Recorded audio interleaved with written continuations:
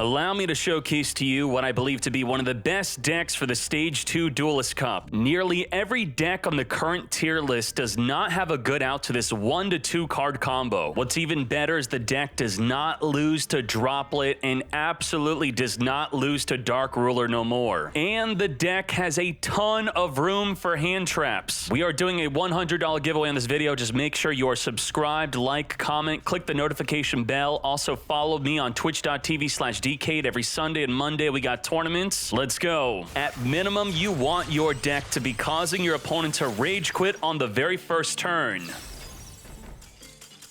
You also want the ability to completely dismantle your opponent's full turn 1 field. Now, why is this worth scooping to in the very first turn? 6,000 attack, unaffected by all other card effects. And in addition to that, we have in the graveyard Don Mari, which will target any card in the field. Spell, trap, monster, negate. Now let's begin by lethaling this field in a single turn. We have True King of all Calamities, which will prevent us from activating any monsters on the field. Also, we cannot attack. We have Omni Negate with Baron to Floor. We have Omni Negate with Borreload Savage Dragon. Let's begin. Going to start off with the True King of all Calamities. We are going to chain the Droplet. Now, it could be good and more ideal to activate your Call by the Grave first if there is a good target in the graveyard. Then chain your Droplet to the Called by the Grave. We're going to be sending 1, 2, 3, including a monster to prevent the opponent from chaining to the Droplet, negating the True King, fully negating the Borreload, and goodbye to the Baron de Floor. We only have a single card to inflict lethal damage this turn. This is not an early scoop. This is lethal damage. Now, the Mad Lad's going to try to activate the Baron de Floor. That's illegally cheating, sir. We're going to I Meet You, reveal a fire link to grab the Achichi. We are going to Achichi grab the Pakari. Now we're going to link off the Achichi into the Dark Infant. Dark Infant will be searching for our field spell. The field spell is infinitely activating. It is not once per turn. If we have no monsters in the main zone, we special summoning. On the summon of Pakari, we are going to be searching for our Reborn card to reborn a card from the graveyard. Come forth and summon for the graveyard, Booroo. Booroo is going to send from the deck to the graveyard a Doyen. We may or may not be using that this turn. We're going to now Synchro Shokan into the Wind Pegasus. The Wind Pegasus is going to allow us to destroy back row cards in the field. We have just one back row card to get poppin', wiping out the Fateful Adventure. We're going to link off into Splash Mage. Splash Mage is going to activate, summoning a monster from the graveyard, summoning the Doyen. Now, let's Shokan with the field into the Update Jammer. It's very important to note that the Update Jammer requires level 2 or higher Cyberse monsters, so we cannot make it with Link monsters. Also, we have an Ignister that's level 1 that you cannot make this with. Now, the Doyen's going to activate, grabbing back the I Meet You to be used next turn since we already used it. We're going to Synchro Shokan into the Transcode Talker. Transcode Talker is going to activate, resummoning the Update Jammer. Come forth and Shokan into an Access Code Talker. Now, very important here, the Update Jammer is activating to give the Access Code Talker double attack. The Access Code Talker is becoming 5,300 attack. Now let's pause real quick and let's look at the graveyard. This was a 1-card combo, and we have 1, 2, 3, 4 pops in the graveyard. We're gonna pop 4 times. They cannot change to this. Pop number 1, wipe out the True King. Pop number 2, wipe out the Fool. Goodbye to the Borreload. Pop number 3, goodbye to the Chewin. And pop final number 4, goodbye to the Red Rose. Attack number 2, wipe out that Fool. Lethal damage. Back to Duel Links. Now, I say that with love. Funny enough, many of the top players in this event are Duel Links players. Now, Access Code Talker is one of the most popular ways to deal with the Arrival, but that is only when the Arrival is 5,000 attack or less, as the Access Code Talker can become 5,300 to attack over. And even then, when they become 5,300 with your toggle on, you will use the Don Mari, or even within the battle phase, to negate the Access Code Talker, losing its attack boost. Now, what happens when the opponent happens to be running the secret card that not many people are playing that completely outs the Arrival? Well, let's find out. Let's watch an opponent actually deal with 6,000 attack unaffected by everything. A lot of people, again, are not running this card. Maybe more will be running it after this video comes out. And if you're an Ignister player, want to pick it up, and they do that, I'm very sorry about that. We'll see what we do when they are running that secret tech. Let me see if you can guess what that card is before it gets summoned. There you go. Underworld Goddess Kaiju's your arrival. Now, it's important to note that when you don't have a second monster on the field, you're not going to get Lava Golemed, which is more popular than people running the Goddess. I'm surprised he has room for the Goddess in his combo deck. Now, how is this still going to be winnable? We lost out on using our Donmari negates. We were not able to trigger the Wind Pegasus because nothing was destroyed. He's got Omni negate with the Wandering Griffin Rider. Now, this could have been a good choke point to negate the Hulk and then negate the Wandering Griffin Rider, or double negate the Hulk so the Griffin Rider goes back into the deck. But I'm going to save it for the Aurora Dawn. He's going to activate the summon tokens. Now, some people do want to possibly wait for the effect to activate and resolve, so they're going to be locked out of Link Summoning, then negate it from summoning a token from the deck. Their field would be locked up, so that could actually be a good idea.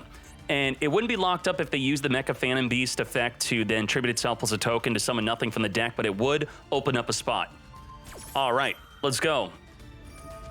Now, if you veil the Wandering Griffin Rider, it stays in the field. So if we double negate the Aurora Dawn, I believe that is going to be the better play. Let the Griffin Rider get the heck out of here so it's not negating during our turn. He's going to play right through it. He absolutely doesn't care. This is why allowing the Aurora Dawn to resolve could be a potential play, because he's now able to go into Anaconda DPE, which is going to be a big problem. Smacking us into the face. How are we going to come out of this? How are we going to come out of this? It's very good that Griffin's not here. It's going to set a back row. What is that back row? I forgot. Now, with the toggle on, you need your toggle on to maxi in the draw phase. Otherwise, you're not going to be able to, in response to the DPE coming out. It does not activate. It just comes out. He's going to chain emergency teleport. Now, what's really crazy about this emergency teleport is it's summoning a hand trap on the field that can activate. The Ghost Ogre is going to wait for me to activate a monster effect or a spell or trap that's already face up on the field, then destroy it. Now, we're going to actually use that against him. We're going to outplay him. Get ready for this. We're going to use the field spell, Ignister Island, to reset itself onto the field. We're going to activate I Meet You, revealing a Fire Link to grab the Achichi. Now we're going to flip up the field spell, and we're going to hope that he negates with the Ghost Ogre. And by negate, you're just going to be destroying, which means it will fizzle. Are you ready for this? Are you ready for this? Activates, and he falls for it, mates. That is what I'm talking about. Why do we want him to do that? Because we have in the graveyard, secretly, the Wind Pegasus, which is now going to shuffle the DPE back into the extra deck, and we're going to inflict lethal damage. No surrender here. Let's go. We already committed to our normal summon. We're going to summon the Doshin. Doshin and the Achichi come forth and make the Splash Mage. It's going to be very important here that we make use of our Doyen. Doyen is going to grab back our Reborn card, that is, when sent to the graveyard. We're going to Transcode Talker. We're going to flame on for this. Doyen's going to grab the Reborn. Reborn can be activated this turn. The Doyen ad is generally you don't use the card because it is a hard once per turn, but we did not use it yet. Come forth and summon from the graveyard a Link 3. Idle Reborn, that's right. You could Reborn your Arrival, but it's going to be 0 attack. It still has the effect to pop a card in the field, though. Pop a monster, that is. Wiping out the token, and are you ready for this? Untargetable. You cannot veil this. Untargetable Axis Code Talker. How large? Real large. 8,000 attack, 8,800 by targeting the Arrival, and thanks to the Transcode Talker boosting up by another 500 and making it untargetable. Yes! Wipe out the Fool.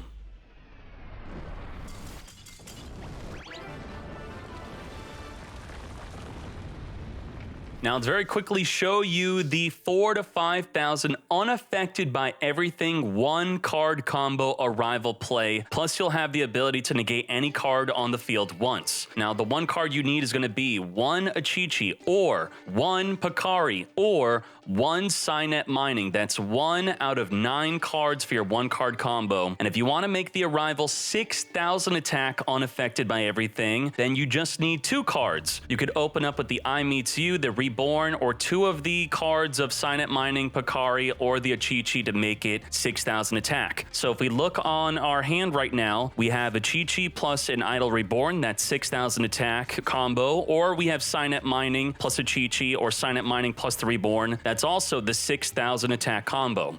So let's go right through it. Achichi on summon or normal summon your Picari. You're going to be adding the other one. So we're going to add Picari here. We're going to make the Dark Infant. Dark Infant going to be searching for the field spell. The field spell is infinitely activating. As long as we have no monsters in the main zone, we could summon a monster from the hand.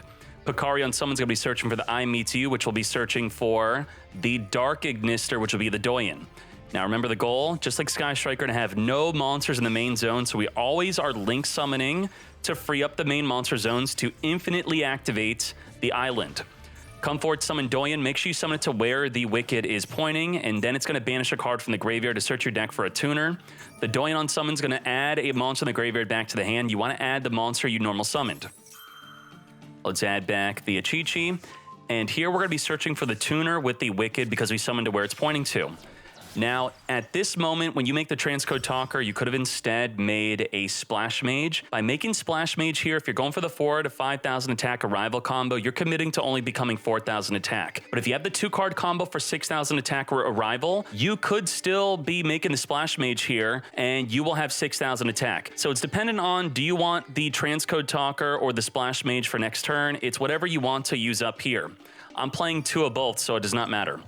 I'm going to be using the Doyen when sent to the graveyard to add back the I Meets You to be used next turn. We're going to activate the field spell, summon the monster to where it is not pointing to. If you summon to where the transcode is pointing to, you're going to mess up the whole combo because it needs to summon a monster from the graveyard to where it's pointing to. This on summon's going to send a Don Mari, and with arrival on the field, this will negate any card in the field. Now we can activate the transcode talker to summon our Wicked from the grave, and this is where we're going to link 3 Exceed into the Dark Templar. Dark Templar must be summoned on the right side here, requires 3 monsters with different names, and then we're going to activate the field spell to summon the Achichi. If you summon the Achichi to where it's pointing to, you could say no to the trigger if you're going for the 5 or 6,000 attack combo. We're going for 6,000 attack here, so we're going to link off into the Dark Infant. The arrival states that it requires all monsters to have a different attribute. So what do we have right now? We have a Dark and we have a Dark. But if we summon the Dark Infant to the bottom left where the Dark Templar is pointing to, we're going to activate the Dark Infant to move on over to the left in response to the Dark Templar activating to summon as many monsters from the graveyard as possible. And we change its attribute to Divine. Now with the Dark Templar, we're going to summon all 3 of our monsters from the graveyard, all 3 different attributes. Now we're going to sync our Shokan into the Wind Pegasus. That will trigger the Bururu to summon back the Picari on the field. We're going to Splash Mage because we need the water attribute to help with this combo. So this right here would be 5,000 attack, but we're going to use the Idol Reborn to reborn a monster from the graveyard with a different attribute. What do we have in the grave that's a different attribute? Well, the Fire. So don't summon a Dark here. And just like that, this is now 6,000 attack instead of 5,000 attack, or you could have made it 4,000 attack. We have 6,000 attack arrival unaffected by everything. That's right, your own Nibiru, it's unaffected. So if they summon 5 times, you will Nibiru the whole field. All right, I'm thinking we have an easy win here, or do we? We're now going to follow up with the I Meet You. I have no idea what my opponent's playing. We're going to reveal a Fire to grab the Achichi. We're going to field spell, summon it onto the field. We still have our normal summon. We're going to now have Picari on summon, searching for an I Meet You for next turn. I'm just going to go to Battle Phase because this is 8,000 damage. Let's go. Nothing bad can happen here, right? Wrong. What the heck is that? A Smoke Mosquito reducing my damage by 3,000. I thought this was unaffected by everything, right? Well, it's not affecting the card. It's affecting the damage I'm dealing. So now I'm thinking, what the heck? I am popping the Mosquito. Now, that could potentially be a mistake, and I'll tell you why. If the opponent is playing Lava Golem, we now have 2 monsters to get Lava Golemed with, so instead we could have linked 2, summoned, then popped our own monster on the field to ensure that the arrival is the only monster on the field. But this is the greedier play. I like this card a lot. If destroyed, it will destroy a card in the field and resummon itself next turn. Let's go. Let's see if it pays off. Let's see if I regret it. We're going to Maxi preemptively in case he does have that Lava Golem or Kaiju. Lightning Storm, wiping out my back row. I'm not going to negate it with Don Mari. I'm going to try to figure out what's going on here. He's going to destroy our Fire Phoenix with the Swage de Fleur. What the heck? Now, what's really good about that is that's going to trigger not just the Phoenix, but another card also. So he's going to use Ecclesia to summon the Iris Sword Soul. And by popping the Phoenix, are you ready for this? Get ready. Activate Chain Link 1, activate Chain Link 2. You have activated both of my monsters in the graveyard. We're going to pop a card in the field, and we're going to return a card in the field back into the deck. Absolute insanity to have this on top of being 6,000 attack and unaffected. Goodbye and goodbye. Open field again. Now, surely he's going to have no more tricks, right? We're just going to go straight to the battle phase with this field. I could commit more, but I just want to get out of this duel. I got to play quick in the Duelist Cup. What the? Gizmek Orochi blocking the attack. I may as well max C. I'm just so annoyed at this point. I'm like, oh my Jesus, why didn't I just summon more? I did not expect a Gizmek freaking Orochi. But we got 2,300 damage here. That's fine. Surely we will win next turn. Look at his field. His field's all blown up. Oh my, now we're getting Kaiju'd. Not Lava Golem, Swage de Fleur, wiping out the Phoenix, but guess what? The Phoenix activates to pop the Swage de Fleur. I don't think so, mate. Let's go. Now I'm going to give you the deck list, but before that, I'm going to show you how other people are playing it. So you could search on the website anything Ignister, click on the card, then click on the deck type breakdown. You can also do that through the top decks page. This is how other people are playing the deck. I don't think it's doing too well in tournaments right now. Yeah, I think this is only one tournament deck. So do consider Lingaribo, which is a card I'm not playing. I'm also playing it a little bit different as I'm playing double of the Transcode Talker and double of the Splash Mage so that I could turn one Transcode Talker and Splash Mage, and if it gets dealt with, I could then, for turn 3, go Splash Mage into Transcode Talker again. So I am not playing the Light Dragon, which allows you to search for the Picari. So again, this is how you could copy the deck, or you could use my deck, which is this. I will be making a dedicated video for why people are using Lancia against popular cards, how to use it properly, when to toggle on, when to toggle off, and also which deck it completely decimates. People are using Lancia in the Duelist Cup like crazy. If they Lancia you, instead of summoning your Wicked, which requires you to banish in the graveyard, you're just going to summon Splash Mage and you will still be able to make your Access Code Talker. What's immensely important with this deck is this, that we have 22 spots in my version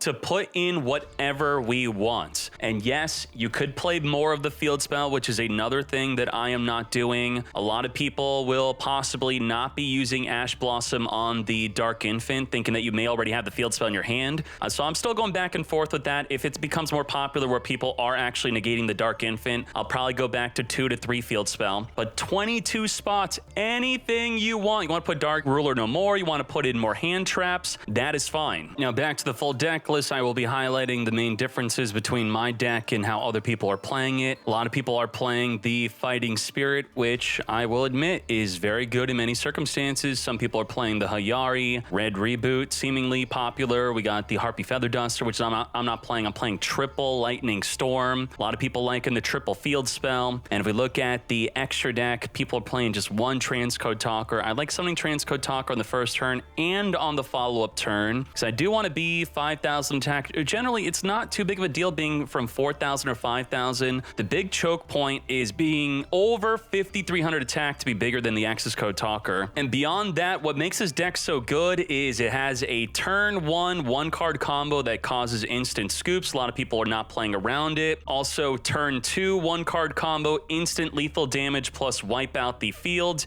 And you have about 20 spots for hand traps, which gives you room to put in anything you want, which you're going to need room for in the Duelist Cup. Don't forget to like, subscribe, and comment to join the $100 giveaway, and to follow me on twitch.tv/Dkayed for the absolute most competitive Master Duel content around. We are out.